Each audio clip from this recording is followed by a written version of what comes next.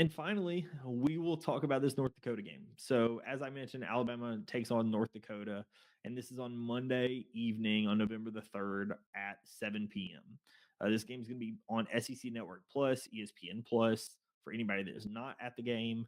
If you missed my episode with Jordan, I announced that unfortunately I'm not going to be at this game. A friend of mine from my small group is actually going to be using my ticket, so no need to fear. My ticket is going to be used.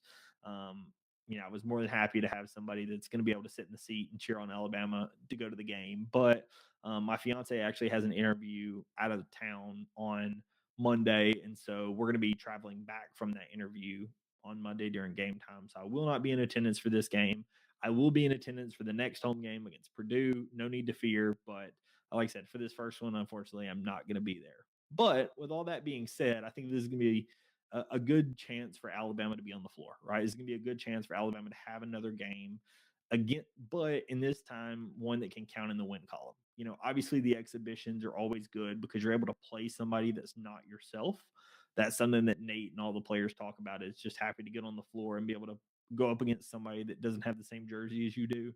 But I think that the difference is when you're talking about this, obviously this game now counts in the win-loss column. And when you're looking at North Dakota, at least for the players that were on the team last season, I think it's a little more than that. I think that the team kind of got embarrassed last season. Last season, if you don't remember, Alabama played North Dakota at North Dakota in Grand Forks. That was full disclosure, Nate Oates has been very open about why they scheduled that game. That was a game for Grant Nelson to be able to go back home. And it was a game that, hey, we're going to have it where he can have his whole family there. He can have all of his friends there, and this is a homecoming of sorts for Grant Nelson. We've done some of these games. We scheduled a game in Canada that was supposed to be for Charles Bediako. Unfortunately, Bediako went to the NBA, so we still end up playing in Canada. We did one in Omaha, which was for Trelly, right? Nate tries to schedule, if possible, some of these games on the road near some of his players' hometowns, especially if they've been in the system for a little bit of time. And that game was for Grant Nelson. And the way that they made it work is it was a 2-for-1. So one at North Dakota and two in Coleman Coliseum. So this is the first of those return trips for that game. And, quite frankly, North Dakota embarrassed Alabama in that game. Alabama won the game, but that wasn't the story that came out of that game. The story that came out of that game was the fact that Trace and Eaglestaff scored 40 points. North Dakota took us to the wire and ends up losing just 97-90, right? They lost by 7 points. And, Trace and Eaglestaff ends up getting a pretty large NIL offer from South Carolina, accepts it, then ends up going to West Virginia. But either way, right, like this is a game that the story of the game was not Alabama and Grant Nelson's homecoming. The story of the game became the 40-point score and the 7-point, differential in this game when in a game that Alabama honestly should have been much better, right? We should have been the easily better team, and that was not the story of the game. The story of the game was Eaglestaff. Now we come back to Coleman's Coliseum, and Alabama will be looking to get revenge on that. In my mind, this will be a situation where, first off, we just mentioned Eaglestaff is no longer on the team.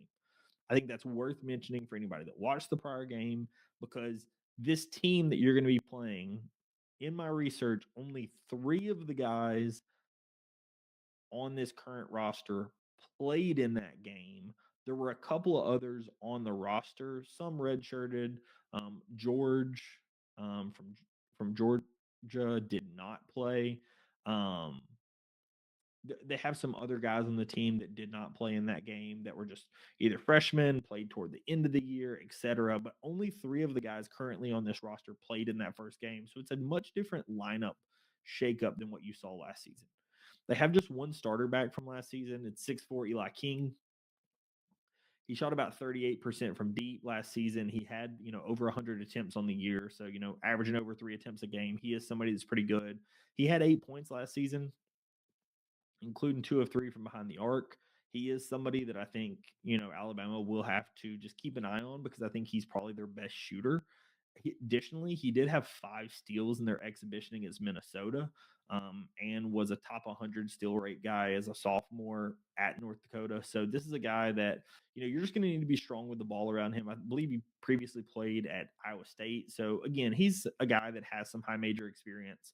as well as, has played well in some other games. Again, he had 8 points. Nothing crazy to write home about, but definitely was a plus player in that first game. Their kind of leading scorer and the new guy that's kind of taking over for North Dakota that you kind of need to know about is Garrett Anderson. He's transferred from Central Washington. He had 14 and 12 in the two scrimmages. He averaged 14 points a game at the Division two level.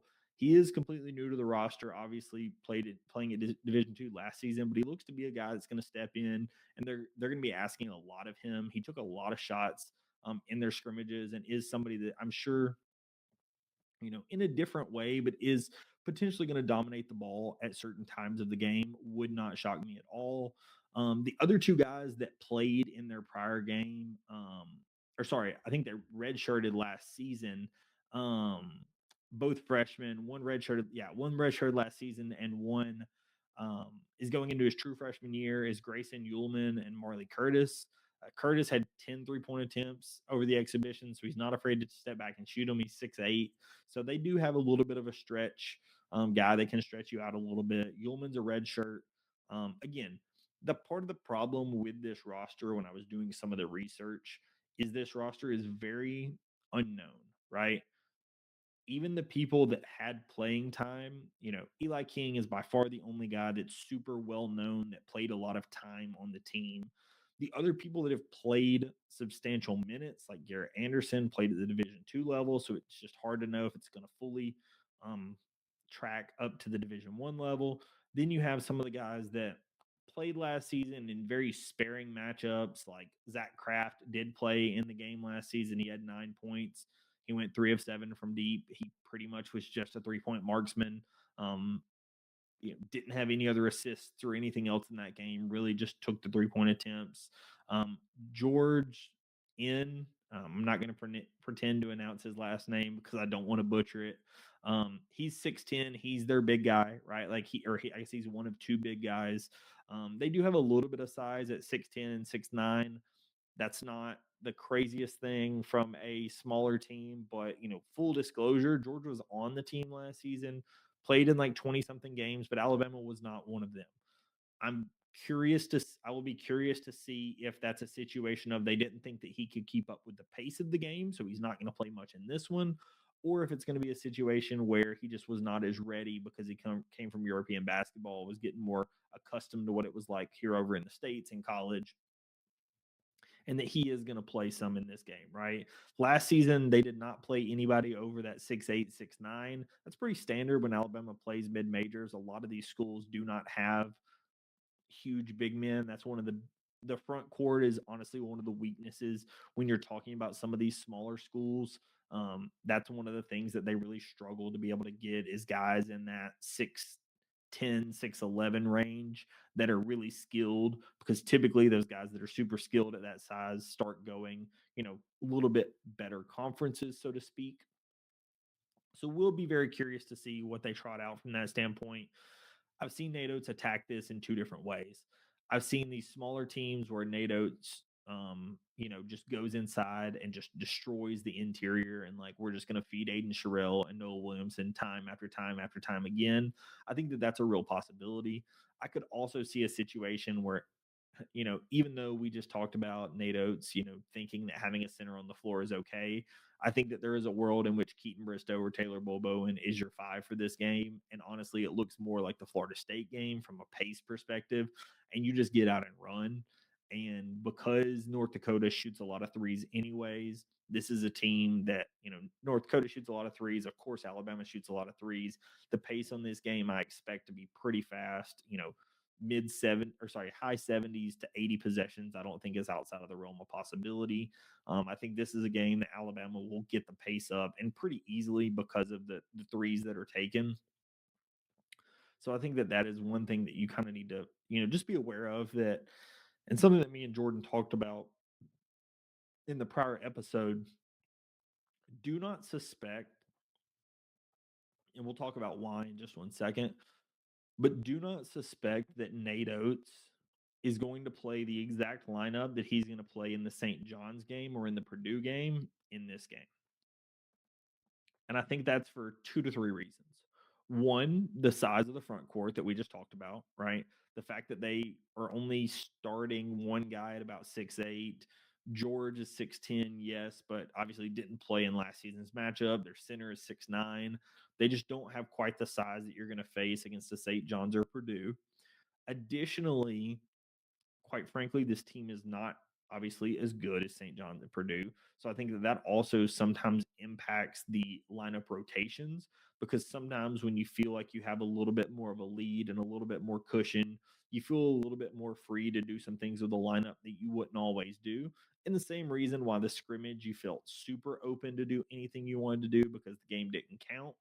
I think that once you get a little bit of a lead, that's something that Nate Oates is kind of accustomed to doing, is changing a little bit more of the lineups. Additionally, we talked about, earlier in this episode, we talked about how Latrell Reitzel is going to be on a minutes restriction in this game, but Nate kind of alluded to in his press conference that Charlie's probably going to be, more minutes than in the scrimmage. And so since it was 16 in the scrimmage, I'm extrapolating, 20 to 24 is kind of my expectation for Trelly.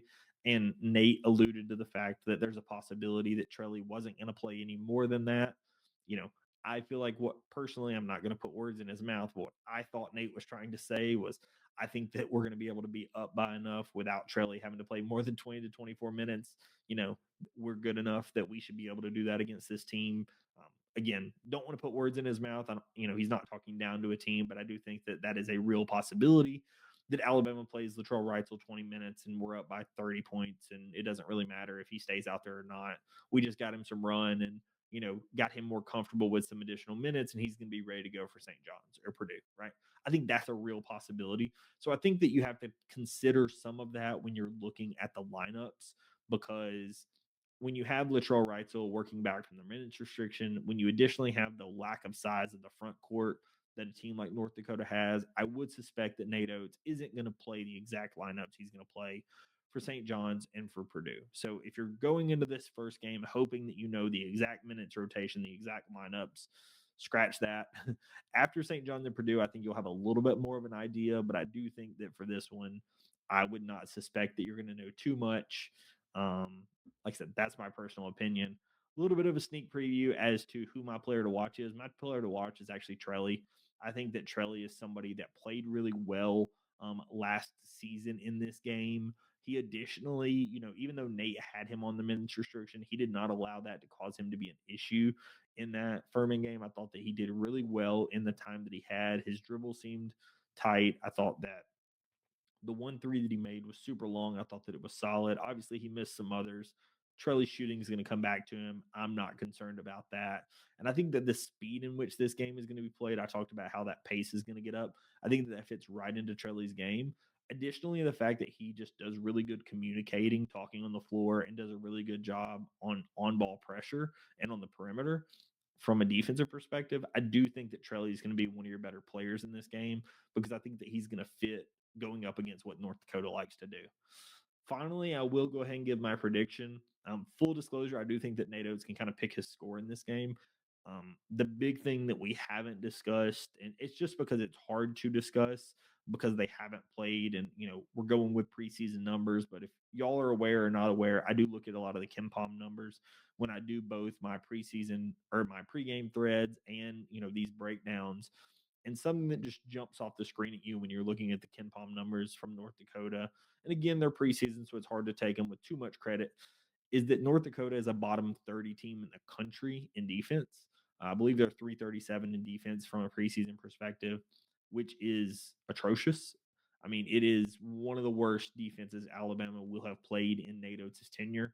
When you compare that with the fact that I think that this might be one of Nate Oates' best shooting teams in Coleman Coliseum, I think that this is honestly a situation where if Nate wants to beat him by 50, he can.